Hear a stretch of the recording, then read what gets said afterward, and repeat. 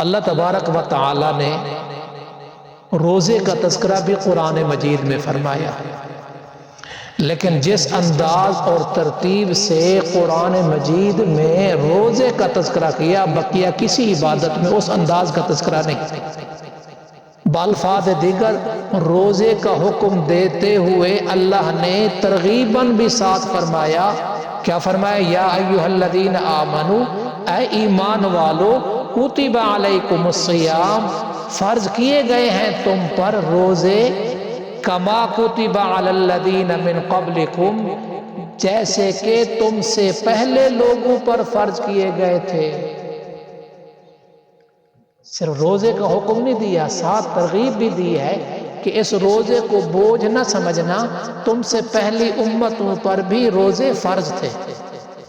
آدم علیہ السلام نے روزے رکھے، نوح علیہ السلام کے روزوں کا تذکرہ، موسیٰ علیہ السلام کے روزوں کا تذکرہ، عیسیٰ علیہ السلام کے روزوں کا تذکرہ، اور میرے اور آپ کے لیے تو اللہ تبارک و تعالی نے پورا مہینہ عطا کر دیا۔ اور نبی صلی اللہ علیہ وسلم نے شعبان کی آخری دنوں میں خطبہ دیا کرتے تھے، جس میں رمضان مبارک کی اہمیت اور عظمت کا تذکرہ کیا کرتے تھے۔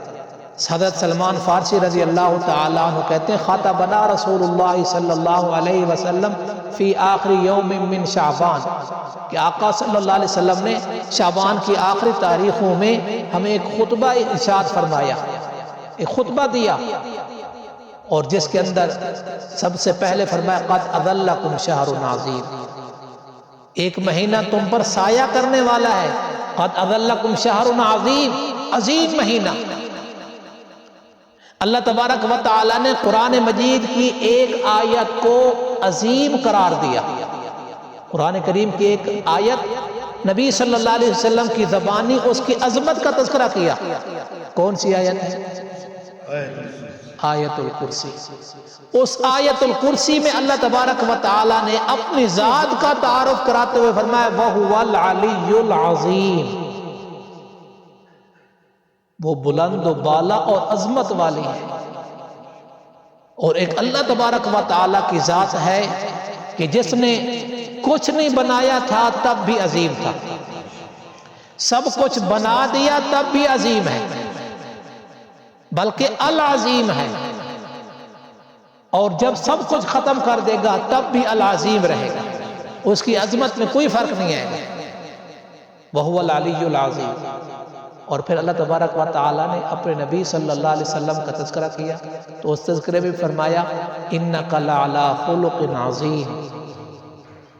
اس امت کا تذکرہ کیا تو فرمایا فَقَدْ فَازَ فَوْزًا عَظِيمًا، اور ایک گناہ ایسا ہے اس کو بھی عظیم قرار دیا، اِنَّ الشِّرْكَ لَظُلْمٌ عَظِيمٌ، شرک ظلم عظیم ہے، اور بھی ظلم ہے، گناہ ظلم ہے۔ الظلم ظلمات یوم القیامہ، اور کل قیامت کے اندھیرے کی شکل میں ہوں گے، لیکن جو شرک ہے نا، انہ من یشرک باللہ فقد حرم اللہ علیہ الجنہ، یہ شخص نے شرک کیا اس کے لیے جنت حرام ہے، ومأواہ النار، اس کا ٹھکانہ جہنم ہو جائے۔ اور اللہ تبارک و تعالی نے یہ بھی فرمایا ان اللہ لا یغفر ان یشرک بہ وَيَغْفِرُ مَا دُونَ ذَلِكَ لِمَن يَشَاءُ، شرک کو نہیں معاف کروں گا اور جس کو چاہوں گا معاف کروں گا۔ اللہ کے رسول صلی اللہ علیہ وسلم نے خطبے میں ارشاد فرمایا شہر عظیم، شہر مبارکہ، مبارک مہینہ ہے جس میں برکتیں ہی برکتیں۔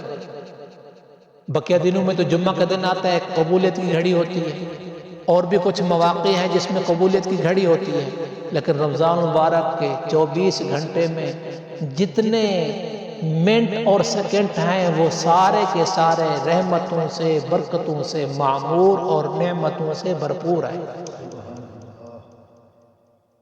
شہر عظیم، شہر مبارکہ، برکتوں والا مہینہ، شہر فیہ لیلۃ خیر من الف شہر۔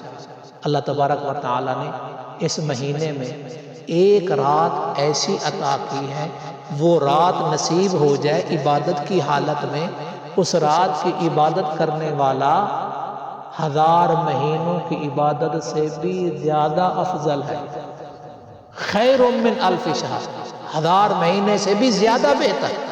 تو آقا صلی اللہ علیہ وسلم نے خطبے میں آگے بھی مزید ارشاد فرمایا، تو میں تھوڑا سا آیت کے عنوان سے آپ کو یہ خطبہ سنایا ہے۔ کتب علیکم الصیام، تم پر روزے فرض کیے گئے جیسے کہ تم سے پہلے لوگوں پر فرض کیے گئے تھے۔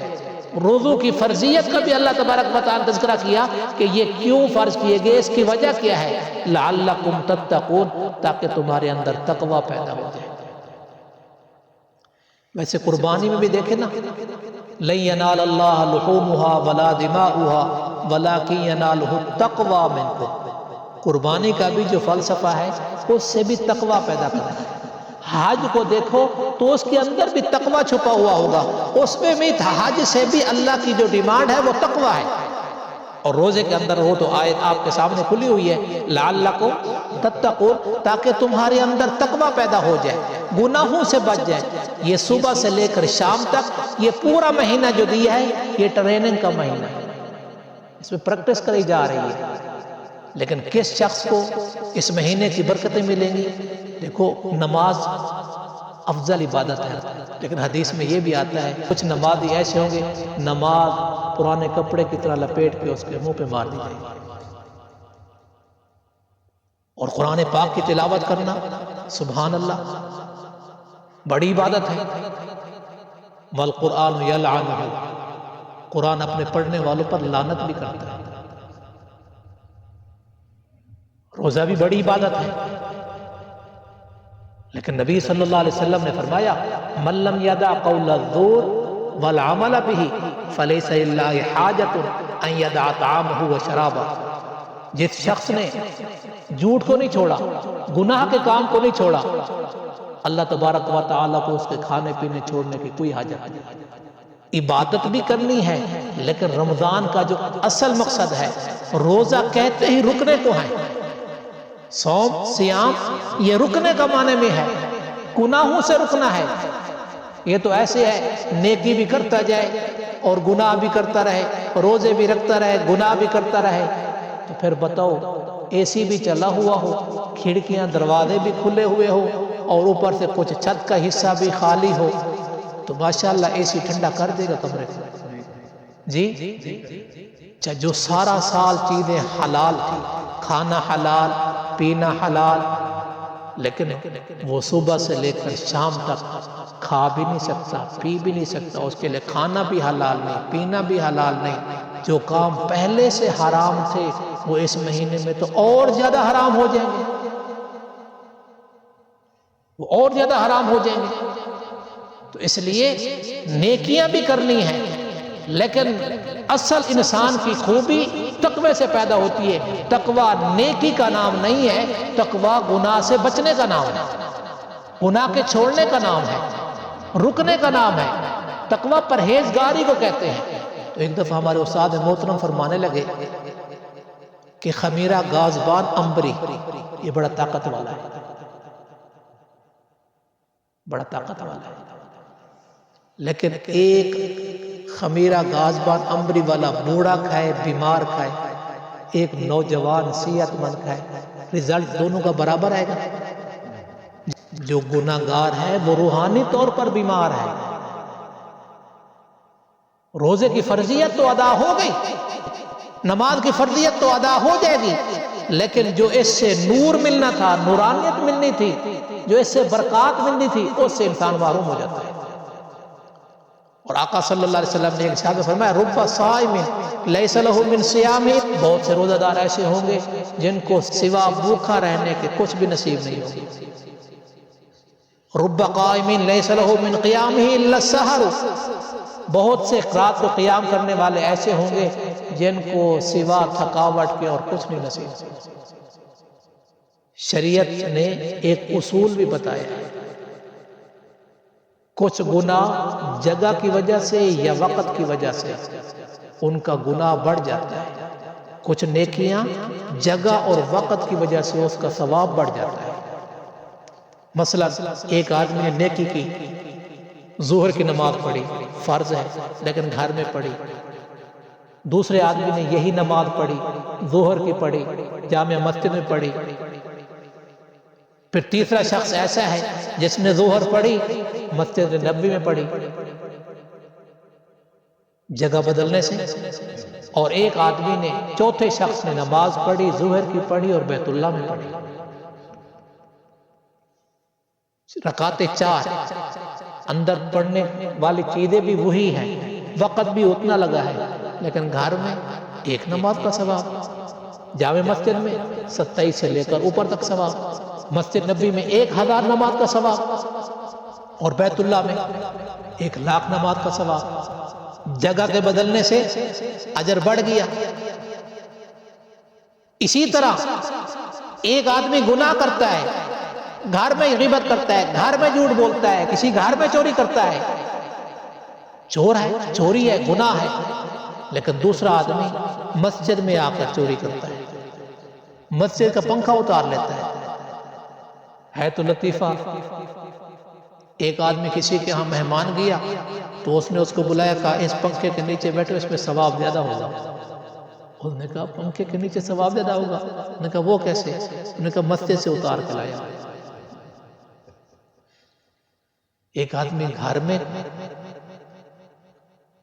شراب ہے، جھوٹ ہے، غیبت ہے، گھر میں کرتا ہے، نعوذ باللہ، دوسرا مسجد میں کرتا ہے، نعوذ باللہ، تیسرا مسجد نبی میں کرتا ہے، نعوذ باللہ، چوتھا بیت اللہ میں کرتا ہے۔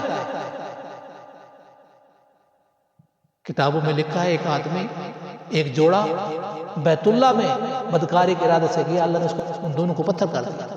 ایک آدمی رمضان مبارک کا روزہ توڑتا ہے، اس کے لیے 60 روزے کفارے کے ہیں۔ ایک آدمی رمضان کا روزہ قضا کرا تھا غیر رمضان میں، اس کو بھی توڑ دیا، اس پہ 1 روزہ ہے۔ وقت بدل گیا ہے، مہینہ بدل گیا ہے، تو رمضان مبارک عظمتوں والا۔